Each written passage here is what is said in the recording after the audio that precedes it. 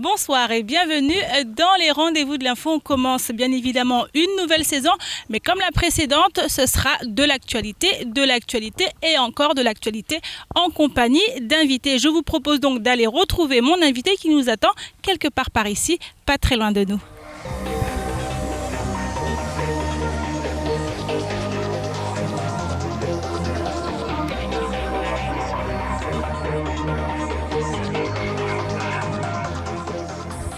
Je vous le disais juste avant, mon invité est là, il m'attendait et il s'agit d'Abelka Maoré, un artiste local. Bonjour Abelka. Bonjour. Alors avec vous, on va parler de l'actualité à Mayotte, ce qui s'est passé cette semaine chez nous.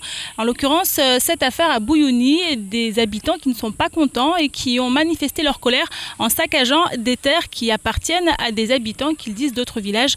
On regarde ce reportage.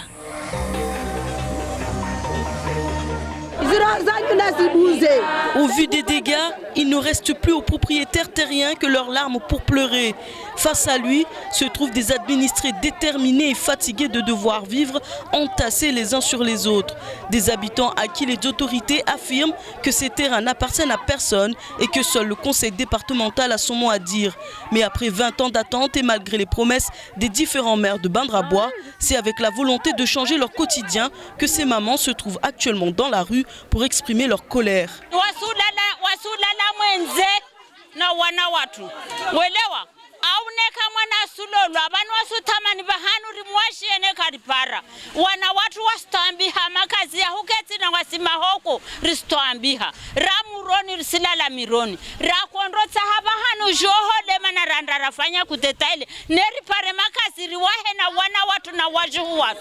Des parents qui disent vivre dans une seule pièce avec leurs enfants sans intimité depuis de nombreuses années. Le ras-le-bol est général et ce sont des dizaines de familles qui sont aujourd'hui mobilisées pour récupérer ces terrains. Ils estiment injuste que des personnes qui ne résident pas dans le village de Bouyouni occupent des terrains qui pourraient servir à agrandir leur village et ainsi construire des nouveaux logements.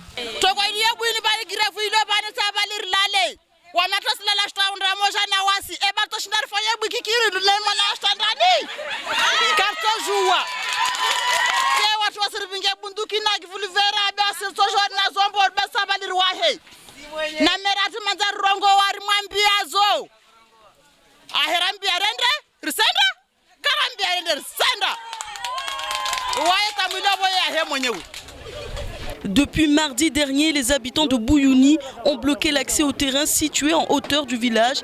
Les forces de la gendarmerie ont dû intervenir pour éviter que des affrontements n'aient lieu entre les deux camps. Ce père de l'une des familles propriétaires des plantations explique être présent sur ces terrains depuis 1968, tandis que plusieurs autres affirment également avoir acheté ces terrains à la société Bambo à cette même époque.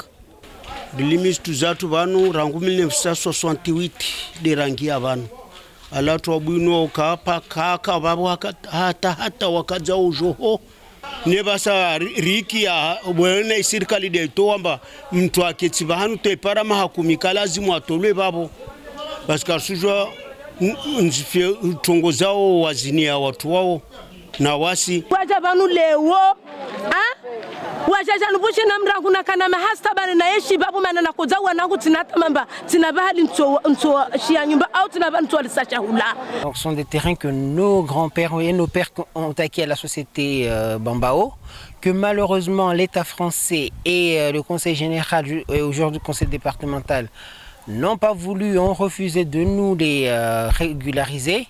Dans la mesure où on les ment tout le temps que ces terrains n'appartiennent à personne et que eux ils ont envie d'avoir des endroits où construire des maisons, moi personnellement je peux les comprendre, même si humainement j'agirai jamais comme ils ont agi. Le maire de la commune, accompagné de son équipe, s'est rendu sur place hier après-midi pour tenter de calmer le jeu. Nous sommes conscients de la situation, de la problématique. Il y a un souci qui est tout à fait visible par tous, nous essayons de trouver une solution pérenne pour tout le monde. Ce matin, une délégation des propriétaires a été reçue par la préfecture, mais une question se pose toujours. Est-ce que la collectivité pourra procéder à la régularisation de ces terrains, alors même que la société Bambo les aurait vendus 2 fois aux propriétaires et au conseil départemental? Des habitants en colère et qui cassent tout. Qu'est-ce que ça vous inspire, Abelka? Vous trouvez ça normal? Pour moi, je ne vois pas que c'est normal parce que normalement, la mairie et le conseil général, il doit prendre les responsabilités pour ces gens-là. Et eux, ils savent bien que ces gens-là, ils n'ont pas nulle part d'y aller. Et comme on l'avait vu les reportages, que les terrains, ça appartient des gens depuis 1960.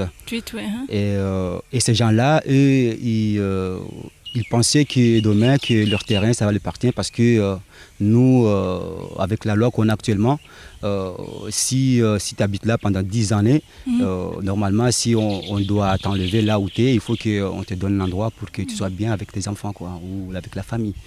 Mais moi, je vois un peu dommage que les élus, ils n'ont pas bien pensé avant qu'ils puissent faire sortir ces gens-là. Et ces gens-là, ils ont des enfants, ils ont de leur famille et ils ne savent pas où y aller. Et comment dirais-je, ils ne pensent pas que est-ce que l'État qui a aujourd'hui avec leur famille, comment eux ils peuvent s'en sortir s'il n'y a personne qui peut faire des efforts pour eux. D'autant plus qu'on a vu des deux côtés, les uns veulent des terres pour loger leur famille et les autres disent avoir des terres qu'ils ont achetées. Donc là on se retrouve un petit peu, on ne sait plus vers qui se tourner en fait. En fait, j'ai bien expliqué que la loi qu'on a actuellement aujourd'hui, ça nous permettra de suivre bien les lois. Quoi. Parce que, comme j'avais dit là tout à l'heure, que si tu habites dans un terrain pendant de certains temps, normalement, on ne doit pas t'enlever comme ça. Il faut qu'il y ait une démarche pour qu'on puisse... comment on pourrait te faire, comment on peut récupérer ce terrain. Ça n'a pas été fait en fait. Voilà, cette étape-là, elle a été... Et ça, j'ai vu un peu dommage, quoi. Et j'ai pitié de ces gens-là parce que comme ils ont de leur famille, ça fait déjà des années qu'ils sont là. Et moi, je pense que le conseil général et la mairie doivent faire possible pour que ces gens-là ils trouvent un endroit d'y aller, quoi. Alors on a vu que ça s'est passé à Bouyouni, mais on imagine que ce genre de situation peut se produire n'importe où, parce qu'aujourd'hui le foncier pose problème. On a beaucoup de gens qui réclament des terres, des gens qui ont des terres qui sont à elles, parce que comme vous dites, elles y habitent depuis des années, depuis des générations. Et pourtant, quand il s'agit de la régularisation, les choses n'avancent pas spécialement. Ouais, en fait, je peux dire que avant que nous on soit département, on était collectivité. Et avant que nous, on soit département, on avait vu des élus qui étaient à la télé de nous dire que tous les terrains qu'on a, chaque personne qui a un terrain, il doit déclarer son terrain avant que tous ces trucs-là soient produits. Et je pense qu'il y en a de certaines qui ont eu le moyen de régulariser leur terrain et il y en a de certaines qui n'ont pas eu le moyen de régulariser leur terrain. Et moi, je vois aussi que de certains gens ici à Mayotte, comme ils n'ont pas de travail, ils ne savent pas comment eux ils peuvent payer le terrain ou soit mesurer leur terrain pour qu'ils trouvent un permis de commander ces terrains. Et ça peut être aussi que les gens qui appartiennent à ces terrains-là, je peux dire que ce ne sont pas des gens qui étaient un peu étudiés pour savoir demain comment on veut réagir. Mais ils ne se rendaient pas compte en fait, de l'importance. Mais moi, je pense qu'ils ont des enfants qui ont été à l'école et tout, qui savent tout ça. Mais je pense qu'ils n'ont pas eu l'occasion de... Au bon moment, ils n'ont pas réagi au bon moment. Et là, actuellement, on sait bien que le terrain foncier, il y a beaucoup de problèmes actuellement à Mayotte, quoi. Merci beaucoup Abelka. Donc on va continuer avec un autre sujet, cette marche qui a été initiée par les professionnels de santé, notamment du CHM, pour protester contre la violence qu'ils subissent au quotidien. On regarde ce reportage, on en parle juste après. Au CHM, non à la violence. Ce matin, une partie du personnel a souhaité rappeler le rôle du service public de santé, administrer des soins et non recevoir des coups. Comme je l'ai dit ce matin à la radio, on est descendu dans la rue parce qu'on n'est pas en sécurité à l'hôpital. Donc les agressions gratuites et surprises de ce genre n'ont pas lieu d'être. Donc aujourd'hui, on demande aux acteurs principaux de l'île de prendre leurs responsabilités. Nous, tout ce qu'on fait, c'est rendre du service public comme on nous l'a demandé. À travers cette marche, le personnel a souhaité crever l'abcès. En effet, les professionnels de santé sont souvent confrontés aux excès d'humeur des patients ou de leurs familles. Hier, on cherchait les médecins à les agresser. Aujourd'hui, ça sera qui? Et demain, ça sera qui? Donc il faudrait que les gens comprennent qu'à l'hôpital, on est là pour soigner. Donc on n'est pas là pour recevoir des agressions. Et après, à l'hôpital, il y a plusieurs types de pathologies. Il y en a qui viennent pour les urgences. Les gens, c'est large. Si tu ne saignes pas, on ne va pas te prendre tout de suite. Si tu ne vomis pas, on ne va pas te prendre tout de suite. Là. Donc il y a des pathologies qui passent en priorité, oui. Donc là, il faut respecter. Les problèmes de violence n'ont pas seulement lieu au sein de l'hôpital, mais aussi à la sortie et de manière plus générale sur tout le département. Il y a quelques années, je pense qu'il y a 2-3 ans, on avait vu certains élèves qui étaient profs qui étaient agressés à Tsunzu parce qu'ils vont faire du sport scolaire. Aujourd'hui, on attaque les professeurs de soins. Il y a pas longtemps, il y a des avocats qui sont fait agresser. Donc aujourd'hui, on va où? Donc là, moi je dis que la violence ne sert à rien. Il faut arrêter tout ça. Il faut passer dans les actes, dans les bons actes là-dessus. Il y a des lois, il faut les respecter. Il y a des règles, il faut les respecter. Mais pas la violence. La violence ne résout à rien du tout. Le préfet l'avouait sur notre plateau la semaine dernière. Mayotte ne vit plus dans un sentiment d'insécurité. L'île est devenue insécuritaire à tous les coins de rue et les autorités en ont pleinement conscience. Justement, le sentiment d'insécurité, comme je leur ai expliqué, c'est un sentiment qui touche tout le monde. Que ce soit un professionnel de la santé ou un citoyen tout court. C'est vraiment un gros problème qu'il faut se pencher, trouver les solutions. On n'est plus en sécurité dans n'importe où on peut plus circuler. Alors que dans un pays où on est censé circuler librement sans qu'il y ait à avoir cette frayeur. Voilà. Dispensaires fermés, personnel en colère. Le manque de sécurité n'est plus vivable pour ces professionnels de santé. Mais aujourd'hui, ce ne sont pas seulement les agents qui sont victimes. Avec la fermeture des dispensaires, la violence de quelques-uns se répercute sur l'ensemble de la population. Une violence que l'on ne cesse de dénoncer, mais qui reprend chaque jour ses droits, comme si de rien n'était. Une marche pour dire non, pour dire stop à la violence à Belka, c'est des choses que vous comprenez, c'est des choses que vous partagez? Oui, on sait bien qu'actuellement ici à Mayotte, on a plus d'agressions. On ne peut pas dire que l'hôpital qui sont agressés. C'est tout le monde qui sont agressés ici à Mayotte.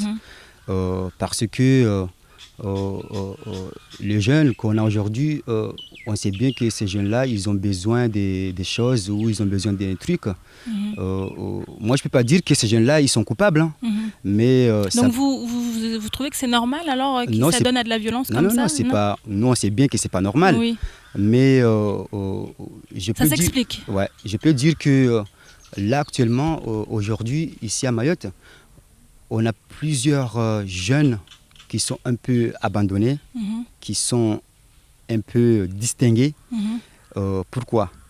Parce que je peux dire que si on distingue bien ces gens-là qui font la violence ici à Mayotte, on ne peut pas compter beaucoup des gens qui sont en régulier. Quoi. En situation régulière. Ça veut dire que ces gens-là, ces jeunes-là qui font des violences, ce sont des jeunes qui sont abandonnés et qui ont besoin de vivre normal comme les autres.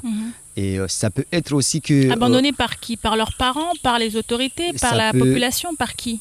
Ça peut être par l'autorité, ça peut être par leurs parents, ça peut être par nous-mêmes, quoi. Mais je ne peux pas tellement dire que c'est abandonné par leurs parents, mais on peut dire abandonné pour nous. Pourquoi? Parce que avant à Mayotte, ici, il n'y avait pas la violence. On sait bien, à 1995 jusqu'en 2000, ça a commencé à partir de 2000, des petites violences. Mais là, actuellement, depuis 2010 jusqu'à 2015, on a eu beaucoup de violences ici à Mayotte. Et ces violences-là, pour moi, je peux dire comme on dit stop la violence, on a déjà fait une chanson contre ça. Il y a aussi même JN qui a fait une chanson pour rappeler les gens que stop la violence. Mais on le sait bien que la violence ici à Mayotte, ça ne peut pas arrêter avec le mouvement qu'on a actuellement. Parce que Mayotte, ça commence, excusez-moi, Mayotte, ça commence à développer. En fait, Mayotte est développé déjà, mais il manque des petits trucs à le mettre en place. Et si je pense que on a mis des endroits que ces jeunes-là, qu'on pourrait leur faire parler, c'est quoi leur problème, qu'est-ce qu'ils aimeraient bien le faire. Parce qu'il y a des jeunes qui travaillent, il y a des jeunes qui ne travaillent pas, il y a qui sont dans la rue 24 heures, si tu commences 24 heures. Et moi, j'aimerais bien que les élus, qu'il y a des gens exprès pour ces jeunes-là, on peut dire des assistantes sociales qui sont engagés pour aller voir ces jeunes-là, parler avec eux et leur dire, parler leurs problèmes, c'est quoi leurs problèmes. Il y a un travail qui est fait en ce sens déjà sur Mayotte. Il y a quand même des structures qui accueillent ces jeunes-là, il y a quand même des structures sociales qui font un travail sur le terrain. Et aujourd'hui, quand vous disiez tout à l'heure, avant 2000, c'était pas comme ça. Qu'est-ce qui a changé? Qu'est-ce qui aujourd'hui justifie que cette violence a pris place à tel point qu'aujourd'hui, tout le monde s'en plaint? Parce qu'en fait, avant, nous, quand on était jeunes, on ne voyait pas des jeunes de 10, 11, 12 ans qui fument déjà. Ça, c'est un grand problème déjà. Et ces jeunes-là, quand tu commences à fumer depuis 12 à 13 ans, en fait, tu n'as pas les mêmes manières comme les autres, en fait. Parce que là, tu commences à penser un peu plus loin. Tu commences à penser de trouver l'argent, comment tu peux gaspiller, comment tu peux trouver pour fumer, tu vois. L'argent facile et rapide. L'argent facile et rapide. Et aujourd'hui, quand on regarde bien, on voit au collège les jeunes, des jeunes collégiens qui fument des mangroves. Tu vois, il y a un truc qui est rentré ici, mangrove ou chimique, je ne sais pas quoi. Et ça le tue en fait. Ça tue ces jeunes-là parce que c'est un produit chimique. Et quand ce produit-là, tu le prends, en fait, ça te rend un peu fou. En fait, tu fais n'importe quoi. Après, c'est là que tu vas te rendre compte que ce que je fais aujourd'hui, c'est pas bon, quoi. Mais tout ça, c'est un ensemble d'éléments qui fait le développement, voilà, c'est le développement qu'on a actuellement. C'est pour ça qu'on a tous ces problèmes-là. Alors, Abdelkader, on va passer à notre sujet, les problèmes qui, cette fois, touchent la société Orange, des salariés qui sont décidés à aller jusqu'au bout de cette grève. On a vu une décision de justice est tombée, condamnant les représentants syndicaux à payer la somme de 6 500 €. Davantage de précisions dans ce reportage. Coup près est tombé, comme dans le cas du conflit Sodifram ou plus récemment Somaco. Les salariés grévistes d'Orange ont été condamnés pour leurs agissements. Une décision qui n'est pas du goût du délégué syndical Central Orange, venu de la capitale, pour soutenir ses collègues. La décision rendue aujourd'hui ne rend pas justice à nos collègues. Elle ne dit rien sur le fond de la grève, mais elle dit qu'on n'a pas le droit de chanter aux abords des boutiques et que les barrières qui étaient disposées un petit peu en amont de ces boutiques-là pouvaient gêner le commerce et gêner le travail des non-grévistes. Qu'à cela ne tienne, les grévistes vont retirer ces symboles. Les grévistes ont dû lever le piquet de grève et l'incompréhension demeure encore quelques minutes après la décision. C'est un coup dur qu'a rendu la justice aujourd'hui, mais on va continuer la grève parce que la justice nous a dit sur la forme du grève, on est condamné d'enlever toutes ces grillages, tous les drapeaux qu'on met devant. Il ne veut pas que nous, on manifeste devant la boutique d'Orange. Moi, personnellement, étant donné que je suis un salarié d'Orange, je dois gréver devant les abords d'Orange, mais pas aller gréver devant la boutique SFR ou la boutique Sodifram. Aujourd'hui, la justice me condamne d'enlever tout ça et de ne pas gréver sur les abords d'Orange. C'est là cette décision. Je respecte la décision de la justice. Je la respecte, mais je ne comprends pas. Les grévistes ainsi que le syndicat Sud sont condamnés à payer les frais de justice et d'huissier. La note devrait avoisiner les 6 500 €. Mais le combat va au-delà de simples considérations pécuniaires. Le vrai problème aujourd'hui, c'est pas tant, évidemment, c'est toujours une question d'argent. Et malheureusement, entre la question d'argent qu'il en coûterait à satisfaire la revendication des grévistes, pour le groupe Orange, chaque mois, ça leur coûterait 1100 €. C'est vraiment ridicule au regard de ce qui est demandé. 1100 € supplémentaires par rapport à ce qu'ils souhaitent donner. Et là, aujourd'hui, entre leurs frais d'avocat, la convocation, les frais d'huissier que là, ils ont réussi à nous mettre sur le dos et toutes sortes d'autres, et le manque à gagner, évidemment, puisque ce qui manque le plus dans les boutiques, c'est pas la présence des barrières qui empêche leur bon fonctionnement, c'est surtout la qualité des salariés qui d'habitude mettent tout leur cœur au travail et qui aujourd'hui ne le peuvent pas parce qu'on se moque totalement de leurs revendications et d'eux-mêmes. Après concertation, les grévistes ont décidé de continuer leur mouvement. Mais alors, dans quelles conditions ? Ça va se durcir. Ça, c'est automatique. Avec la décision du juge, le mouvement va se durcir. J'en suis sûr. Moi, je ne parle pas du mot blocage. On va continuer la grève. On va rester sur des endroits. On va envahir le rond-point ou bien on va se mettre ailleurs. Mais le mouvement va continuer. Quoi qu'il arrive. Quoi qu'il arrive. Le conflit risque fort de se durcir dans les prochains jours. Les représentants syndicaux ont en tout cas décidé d'alerter les autorités du département et d'envoyer un nouveau courrier à leur direction. Affaire à suivre. Une grève qui dure maintenant depuis 7 semaines qui, semble-t-il, va continuer. Alors Abdelka, votre sentiment sur cette grève, qu'est-ce que ça vous inspire, vous, quand vous voyez ça ? Alors, moi, je vois que ces grévistes, ils ont tout à fait raison de gréver. Et comme j'ai entendu ces reportages qui est passé tout à l'heure, que au tribunal, ils ont jugé que ces gens-là, ils ont pas le droit d'afficher les banderoles devant aussi, devant l'accès des boutiques. Et moi, je vois un peu dommage parce que ces gens-là, ils peuvent pas aller gréver autre endroit que c'est pas là où ils travaillent en fait. Et moi, si j'entends qu'ils sont condamnés de payer une somme de 6 500 €, comment ces gens-là ils vont payer cette somme et eux ils sont pas au travail là? Ça fait déjà 7 semaines qu'ils travaillent pas et que leurs besoins, ce qu'eux demandent, c'est juste un petit pourcentage pour qu'ils puissent avancer leur vie quotidienne. Et moi, je vois que tout à fait raison, qu'on a tout le droit de gréver, mais c'est que le tribunal, ils sont condamnés, c'est pas irraisonnable, quoi. Alors, on a vu récemment, il y a quelques mois, d'autres grèves, la BFC, on a vu SFR, on a vu Orange, SMCI, et ces salariés qui réclament tous la même chose, des droits plus importants, et également un alignement sur ce qui se passe à La Réunion avec leurs collègues. Ils veulent les mêmes droits. On a même vu un représentant syndical de La Réunion venir les soutenir, il était dans le reportage. Pour vous, c'est une position qui doit être maintenue, qui doit continuer, comme ils le disent dans le reportage? Bah oui, il doit continuer le grève pour trouver ce qu'ils ont besoin, quoi. Parce que tout à fait raison que tout le monde, toutes les entreprises, ils ont le droit de gréver avec un objectif précis, quoi. Mais on avait vu bien qu'il y a une collègue qui est venue depuis La Réunion pour le soutenir.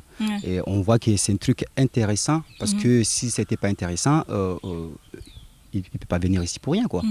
Parce qu'eux, ils cherchent toujours les mêmes droits pour que le truc soit bien stabilisé, quoi. Et moi, je vois un peu dommage qu'on est un peu en arrière ici à Mayotte. Quand on demande toujours des trucs ici, on a toujours des problèmes, quoi. On a toujours des problèmes, on a toujours des amendes qui viennent au tribunal. Toujours compliqué. Et moi, je vois que c'est pas normal, en fait. Merci beaucoup Abdelka pour toutes ces précisions. C'est ici que s'achève la première partie des rendez-vous de l'info. On vous retrouve tout à l'heure après la pub pour la deuxième partie.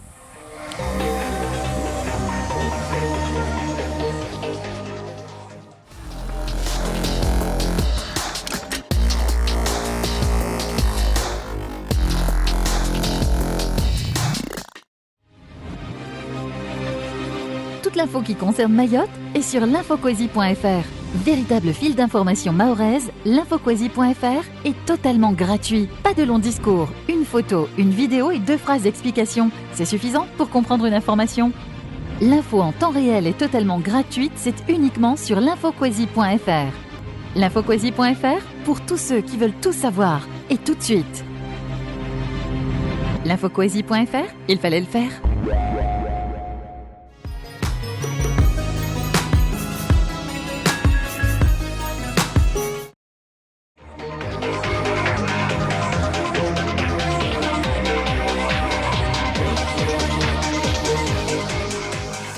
Alors nous sommes de retour dans la deuxième partie des rendez-vous de l'info, toujours avec mon invité Abelka Maoré. Abelka, on va continuer à parler de l'actualité si vous êtes bien d'accord. Bah oui, je suis d'accord parce que vous m'avez invité, je suis là. Je peux répondre ce que je peux. Alors Abdelka, on va continuer avec un sujet d'illettrisme à Mayotte. L'illettrisme en fait qui touche quand même beaucoup de personnes sur notre île, il faut le dire. Des personnes qui ne savent pas lire, qui ne savent pas écrire. On va regarder ce reportage pour en savoir plus et on en parle juste après. Créer un espace de rencontre, d'échange et de partage d'expériences entre les acteurs de terrain. Voici l'objectif de cet événement qui a lieu actuellement à la Cité des Métiers, comme nous l'explique un agent du conseil départemental en charge de ces questions d'illettrisme. Il y a déjà la présentation de la problématique, la sensibilisation sur l'ampleur du phénomène, ça veut dire la proportion de la population qui est concernée, les témoignages des acteurs qui agissent sur le terrain quotidiennement pour essayer d'aider les gens à sortir de ce phénomène, mais aussi des échanges de pratiques et de réflexion sur ces questions-là pour qu'on puisse trouver des actions adéquates sur la lutte contre l'illettrisme et l'analphabétisme. Cet événement va permettre de mettre en place des actions pour mener à bien une lutte que le conseil départemental considère comme indispensable et pour laquelle un budget conséquent est déjà alloué. Le conseil départemental consacre 30% de son enveloppe justement à ce phénomène d'illettrisme et d'analphabétisme en aidant les gens qui sont en situation de recherche d'emploi, en aidant aussi les gens qui travaillent mais qui ne maîtrisent pas le français ou qui ne parlent pas ou qui n'écrivent pas. 30% de budget du conseil départemental est consacré à ces gens-là. Ces 2 jours seront aussi l'occasion de mettre l'accent sur les opérations donnant à voir le travail quotidien des acteurs engagés, aux côtés des personnes en situation d'illettrisme ou agissant pour prévenir ces situations. C'est aussi une occasion pour présenter les acteurs qui travaillent à Mayotte sur ces problématiques-là, mais aussi pour insister sur l'importance de ce phénomène à Mayotte, parce qu'une large partie de la population à Mayotte est concernée par la problématique de la lutte de l'illettrisme et de l'analphabétisme. 58% de la population est concernée par ce phénomène, d'après les chiffres de l'INSEE, mais aussi d'autres structures qui ont travaillé sur cette question. Les chiffres ont de quoi faire peur. Plus de la moitié de la population du département est concernée par ce problème. Un problème que le conseil départemental et tous les acteurs engagés souhaitent combattre sans relâche dans les années à venir. L'illettrisme, Abdelka, une question quand même qui est importante ici à Mayotte puisque beaucoup de gens sont touchés par ce phénomène. Qu'est-ce que vous en pensez par rapport aux actions qui ont été menées quand on regarde le reportage ? En fait, moi, ce que je pense avec ces gens-là, c'est pas leur faute, ces gens-là, parce que nous, à l'époque, à mon âge là, nous, on avait eu déjà l'école en fait. Il y a certains gens plus âgés que moi qui n'ont pas eu l'occasion d'être à l'école à cette époque-là. Et aujourd'hui, il y a des problèmes en fait. Comme on est départemental, il faut qu'on puisse intégrer, parler le français normal. Comme moi aussi, je n'étais pas resté longtemps à l'école, mais j'ai appris quand même à me doubler pas mal, à parler le français, pour que je puisse y aller là où je peux aller dire mes problèmes. Mais moi, ça me touche au fond que depuis 1975, Mayotte est français. Et quand je vois des gens qui sont nés à 76-77, qui ne savent pas parler le français, je vois un peu dommage parce qu'ils étaient dans le cas. Mais je peux dire que ce n'est pas leur faute à eux. On peut dire que c'est leur faute à leurs parents ou à leurs responsables qui élevaient ces enfants-là. Et si aujourd'hui on met les moyens pour que ces gens-là qui puissent s'intégrer ou puissent aller dans un bureau, de se démerder tout seul, ça c'est mieux et c'est bien parce qu'on a tellement de problèmes qu'on a des gens qui vont au bureau qui ne savent même pas écrire leur nom ou qui ne savent même pas dire leurs problèmes. Et ça c'est un peu touchant parce qu'on peut rentrer dans un bureau que même lui qu'on peut aller le voir, qu'il ne sait pas parler le maoré aussi. Et ça c'est un peu dommage pour nous, quoi. Alors, vous l'avez dit tout à l'heure, Abdelkak, la plupart des personnes qui ne savent pas parler français encore, qui ne maîtrisent pas la langue, sont d'un certain âge. Donc aujourd'hui, les jeunes sont moins touchés quand même, parce qu'aujourd'hui, à l'heure d'Internet, à l'heure de la mondialisation, de plus en plus de jeunes sortent et regardent un peu ce qui se passe à l'extérieur, d'où la maîtrise plus importante du français quand même. Ouais, parce que ces jeunes-là, ils ont eu des chances qu'ils soient français quand ils sont nés déjà.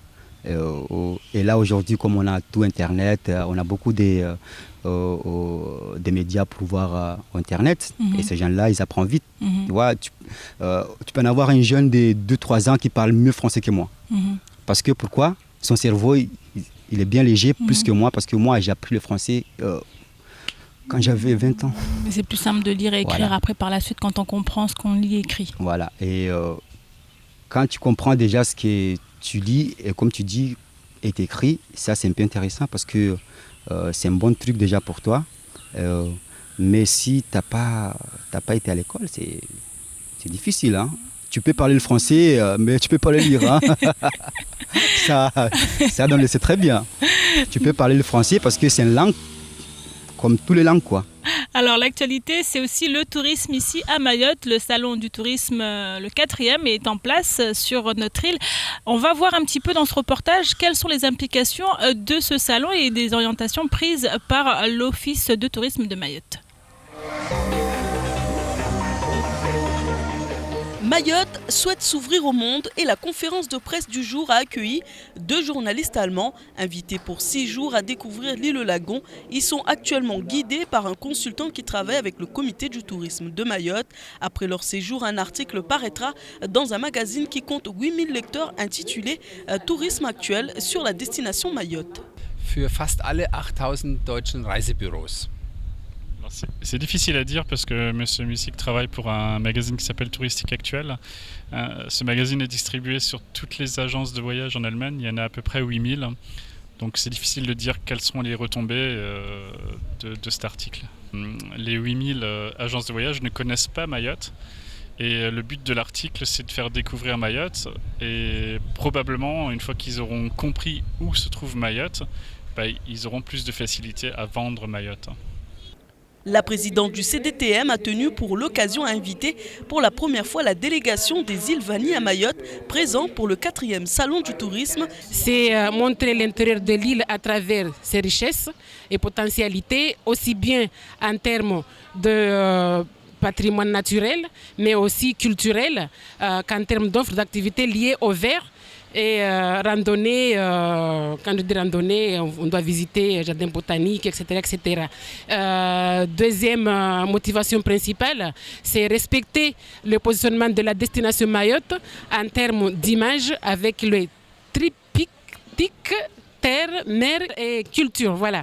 À l'heure où le tourisme peine à occuper la place qui lui est due, le CDTM a souhaité expliquer à travers cette conférence de presse que de grands événements sont à venir. À quelques jours de l'ouverture du 4e salon du tourisme et des loisirs, le comité semble véritablement sur les rails pour faire de Mayotte une destination touristique. À suivre. Le tourisme à Mayotte en plein développement actuellement, on voit qu'il y a plein de choses qui se passent, plein de choses qui sont faites pour le promouvoir. Abelka, vous avez l'impression que ça marche, tout ce qui est fait ? Oui, j'ai l'impression que c'est une bonne chose pour nous les Maoris. Et moi je vois que c'est bien aussi parce que ça peut développer notre île. On sait bien que Mayotte, il y a certains endroits que c'est pas connu tellement. Et si ce projet est là, moi je vois que notre île, ça peut tourner dans le monde entier, quoi. Parce que ça rapporte beaucoup de touristes et ça peut aussi développer ce que nous, on a locaux, quoi. Voilà, justement, on parle beaucoup de tourisme local. On veut inciter aussi les Mahorais à aller consommer le tourisme sur place. Est-ce que vous-même, ça vous est arrivé d'aller dans des hôtels de Mayotte un week-end pour vous poser? Est-ce que vous connaissez un petit peu les activités qui sont proposées sur notre île par les prestataires? Ouais, de temps en temps, ouais. Oui. C'est pas tout le temps, mais c'est de temps en temps. Et ce que nous, on a locaux, c'est tellement bon. Et moi, je le pense bien ici. Si on tient les mains comme ça pour qu'on puisse, que notre comment on dirait, je sais pas comment je vais expliquer. Les mots français là, c'est un peu difficile. Je peux dire que tout ce que nous on mange locaux, c'est bien pour nous. C'est bien pour nous. Comment? On sait bien que à l'époque, on n'avait pas de congélateur, on n'avait pas de frigo, et on mangeait bien. Aujourd'hui, on a tout ça. Et je pense qu'on ne mange pas bien comme avant. Mais on mange tout ce qui est congelé, tout ce qui est au frigo, quoi. Et moi, je pense qu'avec nos nourritures locaux, c'est bon pour nous, quoi. C'est une bonne santé aussi, quoi. Il faut revenir un petit peu aux sources et revoir un peu ce qui était bien à l'époque et le remettre au goût du jour. Alors pour ce qui est des activités proposées, est-ce que vous trouvez que l'offre est intéressante? Est-ce que vous pensez que les Mahorais ont largement de quoi faire ici à Mayotte en termes de tourisme local, par exemple? Ou alors vous auriez aimé avoir des choses supplémentaires? Qu'est-ce qui vous manquerait notamment ici à Mayotte pour que le tourisme local soit encore plus actif? Moi, je ne peux pas tout distinguer parce que je ne suis pas un touriste. Hein. Oui. Mais il manque beaucoup de trucs. Mais ce qui manque, moi, je pense bien que ces gens-là qui sont sur le salle de tourisme, ils savent bien ce qui manque ici à Mayotte. Mais je pense que soit c'est les moyens qui ne sont pas là, ou soit c'est le projet, il n'est pas encore abouti. D'accord.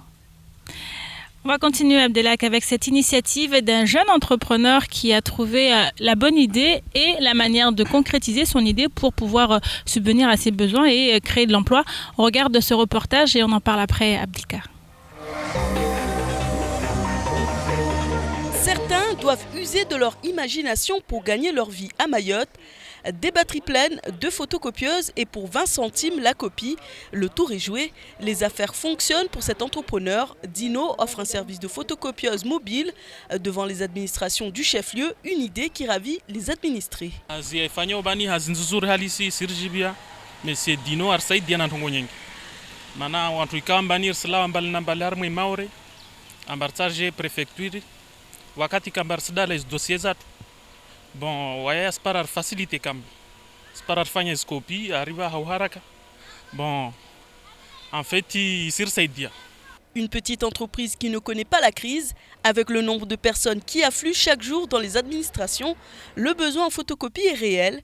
Multitech, ouvert depuis 3 ans, propose depuis 1 an et demi un service inédit aux administrés. Mon photocopieuse, ça marche, en fait, c'est une photocopieuse mobile et je l'amène un peu partout. Donc, je peux me déplacer facilement. C'est portatif, en fait. Donc, je me déplace à base des clients. Et je regarde là où il y a les clients et je m'installe aux côtés, je m'arrête et je l'imprime. Et dès que les clients partent, je répare. Devant la caisse de sécurité sociale, la mairie ou la préfecture, l'avantage est qu'importe le lieu, Dino et ses 5 employés sont toujours à même de répondre à la forte demande. Avec 18 000 € de chiffre d'affaires par an, cet homme a trouvé un moyen ingénieux de gagner sa vie. Un exemple pour tous ceux qui ont des idées, mais qui cherchent encore le bon filon. Un service de photocopie qui se déplace au gré des besoins des administrés. Abdelka, c'est quand même une initiative innovante et quand même surprenante. Ouais, c'est un peu surprenant parce que nous, à l'époque, on n'a pas eu l'occasion de voir ça. Mais moi, je vois que c'est intéressant. C'est intéressant avec ces gens-là qui ont besoin. Parce que des fois, tu peux aller déposer un dossier qu'il manque des copies. Et tu peux retourner demain et puis c'est la galère. Voilà. Mais si tu as eu l'occasion tout de suite pour le faire tout de suite, vous pouvez aller déposer votre dossier sans problème. Et moi, je vois que ce monsieur, avec son entreprise, moi je vois que c'est une bonne chose pour lui parce que nous ouvre bien nous les yeux qu'il y a beaucoup de travail qu'on peut faire sans faire du bruit, sans faire du mal. Et ça dépend beaucoup des gens aussi. Et ça porte beaucoup parce que si par exemple comme à la préfecture, on voit bien à la préfecture qu'il y a beaucoup de gens le matin, je sais pas, 300 personnes par jour. Et ces gens-là, il y a beaucoup aussi qui ont besoin de faire des copies. Et la préfecture, c'est bien que la préfecture ne fait pas des copies. Hein. Il a compris qu'il y avait quelque chose à faire en voyant tout ce monde tous les matins. Et voilà, tous les matins, il passe à droite à gauche pour que ces gens-là qui ont besoin de copies, ils l'ont tout de suite, sans les déplacer 100 mètres ou 200 mètres, quoi. Et ça, c'est un bon truc, en fait. Et puis on voit que justement les personnes qui font appel à ces services sont contents, ils sont ravis de le voir là quand ils arrivent. Même moi aussi, je vais être content parce que je déplace juste 1 mètre et j'ai quand même une copie. Ça me fait plaisir, quoi. D'y aller jusqu'à Mamoudzou et là, je vais à la préfecture pour faire une copie, je retourne là-bas encore. Il me dit non, l'heure là que tu vas là, c'est bon, là, il faut que tu viennes demain. Mais si par exemple, il me dit il me faut ça et ça et ça, et je le fais tout de suite, j'y vais, et c'est bon, quoi. Et moi, je vois que c'est un bon truc, en fait. Alors, il une bonne faudrait chose. que les jeunes Mahorais prennent exemple et se disent, voilà, il y a pas mal quand même des choses à faire. À Mayotte, on dit toujours que tout est à faire. Maintenant, il faut réfléchir un tout petit peu et trouver l'idée qui va briller. C'est une bonne idée, mais nous, on le sait bien, que les jeunes Mahorais, ils ne vont pas aller faire ça. Hein. D'accord. Ils ne vont pas aller faire ça parce qu'eux, ils savent bien qu'ils peuvent faire un autre travail, quoi. Parce qu'un copieur, c'est juste une machine que tu fais la copie. Il faut que tu sois déjà dedans avant de faire ça. Alors, autre sujet qui a marqué notre semaine, c'est cette course de pirogue qui s'est tenue à Soroa. Une course de pirogue qui a rassemblé quand même beaucoup de monde et qui a plu. Et on espère qu'il se reproduira. On regarde ce reportage, Abdelka. Si les courses de pirogue sont très appréciées à Mayotte, l'association Les Enfants du Lagon organisait pour la première fois cet événement. Plusieurs catégories se sont affrontées tout au long de la journée. Une première qui poursuivait un objectif clair. Moi, je fais partie de l'association Les Enfants du Lagon, je suis le président. Et aujourd'hui, on organise une course de pirogue à Soroa pour défendre la culture mahoraise. Et on va initier tout ça au kayak. Et voilà quoi, c'est l'occasion de mettre la pirogue en lumière. Si le kayak est très développé sur l'île au Lagon, les organisateurs ont souhaité axer la journée sur la pirogue, comme nous l'explique l'une des membres de l'association. Parce que la course de pirogue, ça fait partie de la culture mahoraise. C'est en train de disparaître, surtout au niveau de la jeunesse. Et donc voilà, on essaye de remettre ça au goût du jour en lançant une course de pirogue le matin et l'après-midi, porte ouverte avec des essais, course de pirogue, kayak, bateau à voile. Un des grands projets, ce serait le Tour de Mayotte en pirogue. Après, c'est vrai qu'ici, il y avait une école de pirogue avec le lycée de Sada, de pirogue à voile, qui a été abandonnée. Si on voit que ça marche bien, que les gens sont intéressés, qu'ils sont prêts à s'investir dans ce projet-là, nous, on est prêts à soutenir et à faire en sorte que les jeunes reviennent faire de la pirogue régulièrement ici et gratuitement. L'association ne compte donc pas s'arrêter là. Reste maintenant à convaincre des partenaires pour que les courses de pirogue continuent à faire vibrer le lagon et ses participants. Remettre la course de pirogue au goût du jour, faire en sorte que les jeunes Mahorais se retournent vers cette activité, oubliée on va dire jusqu'à maintenant. Alors, qu'est-ce que vous en pensez ? Moi je vois que c'est une bonne chose pour nous parce que les pirogues c'est à l'époque. Et si on voit ça aujourd'hui, ça nous fait plaisir parce que ce sont des trucs anciens et nous les jeunes d'aujourd'hui, on n'a pas eu l'occasion de le faire. Et si aujourd'hui on a une association qui fait tout pour qu'on puisse aller partager tous ensemble, moi je vois que c'est un bon truc et j'aime bien et j'apprécie beaucoup, quoi. Alors vous disiez toujours tout à l'heure qu'il n'y avait pas beaucoup d'activités, c'est justement une façon de pallier à ça, de montrer aux jeunes qu'il y a pas mal de choses à faire. C'est pas parce que l'offre n'est pas directement visible qu'elle n'existe pas, il faut créer les choses. Donc là cette association quand même a relancé une activité qui peut entraîner beaucoup de jeunes et les sortir un petit peu des sentiers battus de ce qu'ils font aujourd'hui, violence, etc. Oui, c'est tout à fait raison. Parce que quand on regarde bien ce que nous on a vécu à l'époque, on n'a jamais eu l'occasion de trouver une association qui organise déjà d'une course de pirogue. Et ces courses-là, moi, ça m'a fait tellement plaisir de voir beaucoup de jeunes qui partagent ensemble. Et ça nous fait aussi penser à l'époque. On voit les pirogues, mais on ne l'a jamais monté. Et moi, ça me fait plaisir d'y aller aussi, de partager avec eux. Donc la prochaine, vous y serez. Et c'est vrai qu'il y a beaucoup de trucs à faire. Il faut juste chercher ce qui est bien pour toi ou ce qui est bien pour tout le monde pour que tu puisses faire un truc pour voir est-ce que ça peut marcher. Il faut essayer une fois, après on verra la suite. Si c'est bon, comme eux, ils ont essayé une fois, ils ont vu que ça peut. Mais là, on espère bien que soit l'année prochaine ou je ne sais pas, bientôt, on aura encore une autre course. On avait vu là que on va faire le tour de Mayotte en pirogue. Et ça, je l'espère bien que ce sera un bon truc pour nous, quoi. Parce que ça nous montre que nous, on a beaucoup de trucs à faire ici chez nous. Bien sûr. Alors Abdelka, des choses bien, vous en faites, on va dire, à travers la musique notamment. Vous avez pris position sur plein de sujets à travers vos textes, à travers votre musique. L'artiste que vous êtes à Mayotte ici, quel est son regard sur ce qui se passe à Mayotte, le développement et éventuellement les manques sur cette île?